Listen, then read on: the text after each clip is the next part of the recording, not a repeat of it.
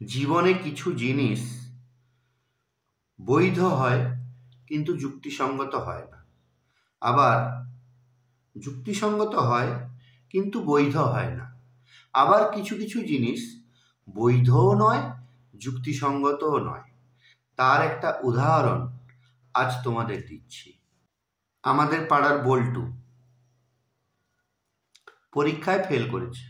এবার ফেল করার পর প্রফেসরকে গিয়ে বলছে, স্যার, আমি আপনাকে একটা কোয়েশ্চেন করব, যদি আপনি সেই কোয়েশ্চেনের আনসারটা ঠিক করে দিতে পারেন তাহলে আপনি যে আমাকে ফেল করিয়েছেন এটা আমি মেনে নিয়ে চলে যাব।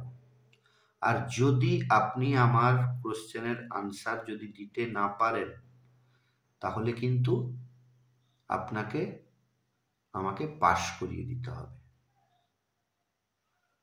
প্রফেসর বারবার বিরক্ত হচ্ছেন, কিন্তু বল্টু একটা কথাই বারবার বলছে। তখন প্রফেসর ভেবে দেখলেন যে কোশ্চেনটা শুনে নিয়ে আমি এর হাত থেকে নিষ্কৃতি পাবো। সুতরাং উনি বললেন যে ঠিক আছে, বলো কি কোশ্চেন। তখন বল্টু বলল, এমন কি জিনিস যেটা বৈধ কিন্তু যুক্তিসঙ্গত নয়, আবার যুক্তিসঙ্গত কিন্তু বৈধ নয়, আবার বৈধও নয় যুক্তিসঙ্গতও নয়। প্রফেসর খুব চিন্তায় পড়ে গেলেন, কারণ এই কোশ্চেনের আনসার ওনার জানা ছিল না। উনি বাধ্য হয়ে বল্টুকে পাশ করিয়ে দিলেন। কিন্তু মনের মধ্যে প্রফেসরের কোশ্চেনটা ঘুরপাক খেতে থাকলো। পরের দিন ক্লাসে ঢুকে উনি সমস্ত ছাত্রদের এই কোশ্চেনটা জিজ্ঞাসা করলেন।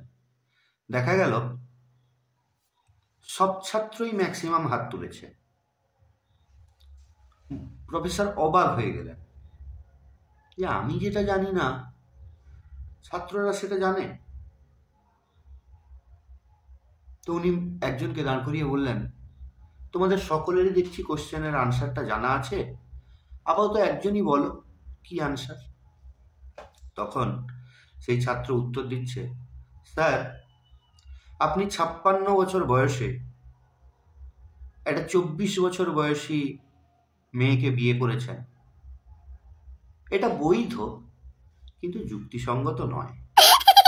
আবার আপনার স্ত্রী লুকিয়ে লুকিয়ে অন্য একজনের সঙ্গে প্রেম করছে, Oh my God, এটা যুক্তিসঙ্গত কিন্তু বৈধ নয়।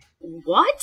আবার আপনার স্ত্রীর প্রেমিককে পরীক্ষায় ফেল করা সত্ত্বেও আপনি পাশ করিয়ে দিচ্ছেন, এটা বৈধও নয় যুক্তিসঙ্গতও নয়।